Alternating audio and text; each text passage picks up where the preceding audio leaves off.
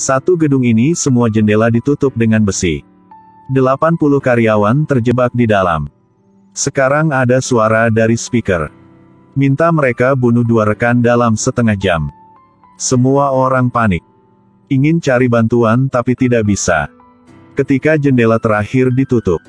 Terisolasi dari dunia luar. Seorang pria marah tendang ke pintu. Tapi tidak berhasil. Staf di gedung ini ingin mencoba menggunakan mesin las. Tapi melihat pintu tidak rusak. Bahkan suhu juga sangat dingin seperti es. Semua pintu darurat ditutup. Sekarang satu kelompok naik ke atap ingin minta tolong sama dunia luar. Leota melihat satu penjaga di bawah. Mereka teriak cari bantuan. Tapi penjaga berbalik dan melihat. Lalu mulai minum kopi lagi. Tidak peduli mereka.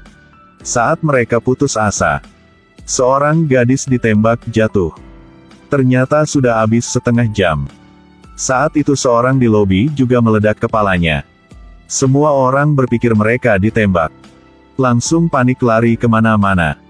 Lalu ada orang ketiga dan keempat. Dengan aturan main. Jika mereka tidak ikut jumlah orang mati akan naik terus. Setelah waktu sepi.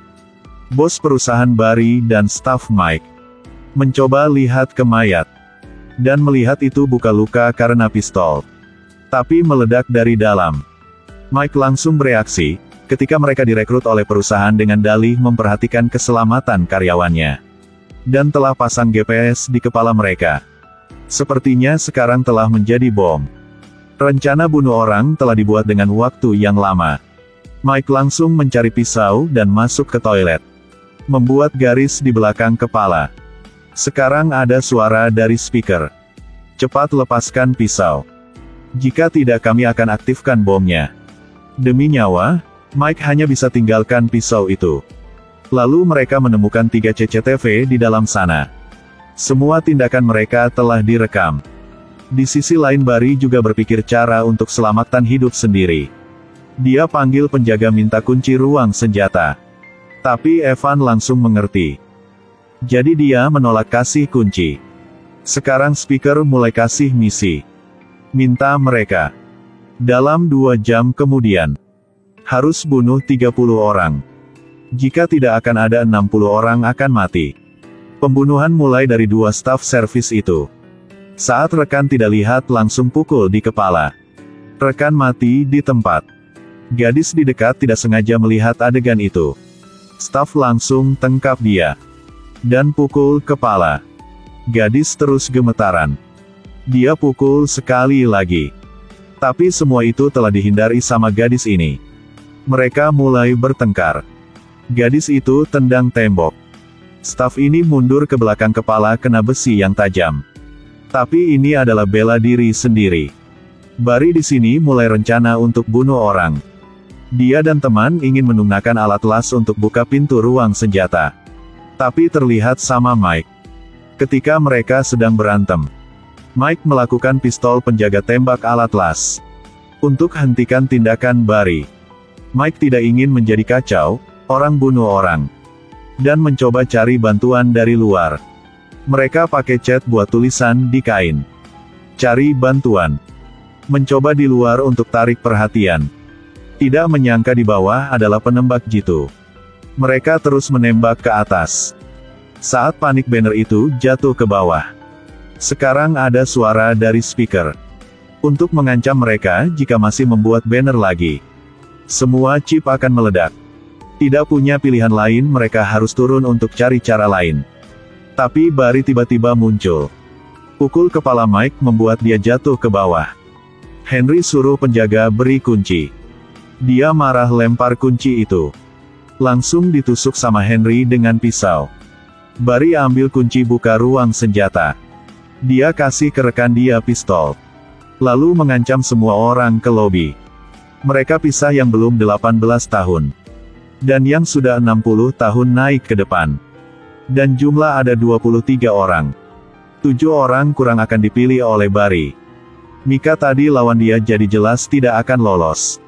Barry teriak suruh bawahan nyalahkan musik. Dan pembunuhan resmi dimulai. Kau pikir kau siapa bisa memutuskan orang lain hidup atau mati? Kau akan busuk dalam penjara. Lalu Barry mulai bunuh orang. Henry berdiri di samping untuk hitung. Musik lebih gede lagi. Orang tua ini panik. Tapi tidak lolos dari kematian. Sekarang Mike panggil teman di belakang kasih dia pistol. Sekarang belum lambat. Tapi pria itu berkata, Mike ingin saya kasih pistol buat dia Barry. Saya tidak kasih. Bagus, kau tembak dia saja. Dia arahkan pistol ke kepala Mike. Saat dia mau tembak, lampu mati. Lobi sangat gelap. Ternyata Danny sembunyi di sudut. Ketika mendengar suara tembak di lobi, melihat Barry sedang bunuh orang. Jadi dia matikan listrik. Di dalam lobi yang gelap semua orang panik dan melarikan diri. Barry terus menembak. Kelompok panik lari ke dalam lift. Ketika pintu buka Henry juga dengan cahaya dan bunuh orang. Lift ke ruang listrik. Danny melihat di dalam masih ada orang hidup. Dia langsung lari ke dalam lift. Kedua saling bantu. Naik ke lift dan sembunyi di dalam situ. Sekarang mereka mulai lawan. Jatuhkan rekan Barry. Dan Barry di sini tidak bisa jumlahkan orang sudah mati. Jangan hitung lagi, bunuh saja semua. Walaupun mereka kejam seperti itu. Sekarang ada suara speaker. Hanya ada 29 orang mati, misi gagal. Lalu harus ada 31 orang meninggal. Pertama adalah rekan Barry. 30 orang lagi juga ledak kepala. Sekarang dalam gedung hanya sisa 15 orang. Tapi game ini belum berhenti. Speaker beritahu game terakhir. Siapa yang bunuh paling banyak dia akan lolos. Barry sudah bunuh 11 orang, sedang di posisi 1. Henry di nomor 2 dengan 7 orang. Untuk menjadi posisi 1, dia pegang pisau lihat ada orang langsung bunuh. Dan di tempat Barry seorang gadis tiba-tiba muncul. Untuk selamat, dia siap pakai tubuh sendiri. Tapi dalam mata Barry tidak ada wanita, hanya ada kepala orang. Lalu dia mendengar suara dalam lift. Angkat pistol ke atas. Danny panik berdiri lebih dekat ke tembok. Pria itu tidak bisa lari. Lift sudah naik ke lantai paling atas. Tubuh dia hancur. Dan Barry kejebak dalam lift. Di sisi lain teman Mike, Jerez, melihat dua orang sedang di situ. Bukan mereka sedang bunuh orang. Tapi sedang kumpulkan bom. Ingin hancurkan pintu besi itu. Jerez merasa ini adalah cara paling baik. Jadi panggil Mike kemari.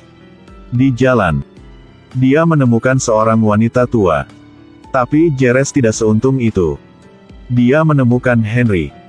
Jerez menembak lebih dulu tetapi hanya menembak di tangan. Dia langsung balas. Tembak mati dua pria itu. Jerez menekan dia dengan meja. Lalu pegang kapak 500 pun untuk habisi. Di sisi lain akhirnya Mike juga bertemu dengan Jerez lagi. Tapi seorang gemuk tidak tahu dari mana. Lempar botol anggur ke wanita tua tadi. Api langsung menelan dia. Mike dan Jerez langsung melarikan diri. Tapi temukan Barry di tangga. Kedua harus lari ke arah balik. Dihajar sama Barry, di depan adalah pria gemuk itu. Untungnya mereka lari cepat. Saat pria gemuk itu ingin serang lagi. Ternyata rekan dia Barry sudah datang. Di sisi lain Danny sedang ingin melarikan diri. Lift baru buka sudah bertemu dengan Barry. Sekarang hanya sisa dia, Mike dan Jerez. Tapi Jerez karena kena peluru Barry tadi. Hilang banyak darah jadi meninggal. Mike menangis. Bersumpah akan bunuh Barry untuk balas dendam. Dia sembunyi di sudut lalu tiba-tiba muncul. Naik ke atas dorong Barry jatuh. Terus memukul kepala dia. Barry balas. Kedua bertengkar. Barry ambil pistol di lantai. Mike pegang leher. Lalu ambil besi yang tajam dan pukul ke kepalanya. Dan seperti itu Mike menjadi orang menang. Pintu baru dibuka. Prajurit bawa dia keluar. Lalu bawa ke gudang tidak jauh dari sana. Orang di dalam adalah orang di belakang ini semua. Dia sombong tanya Mike apa yang dia rasa dengan tes ini. Jelasa tidak peduli berapa orang harus mati. Yang mereka peduli adalah laporan tes. Mati aja kau bajingan. Baru tadi, Mike sudah pasang bom di prajurit tadi. Dan orang-orang ini. Dia bangun dan lari ke remote control. Nyalakan semua. Lalu ambil pistol di tanah. Tembak mati penjaga yang mencoba melarikan diri. Setelah itu, dia melepaskan 44 tembakan berturut-turut ke arah pemimpin. Lalu perlahan keluar dari gudang. Melihat langit yang indah, mulai ambil nafas yang lega. Tapi sekarang layar menjadi kecil. Mike muncul di layar. Adegan seperti itu ada di seluruh dunia. Sekarang suara speaker terdengar. Fase 1 selesai. Mulai fase 2.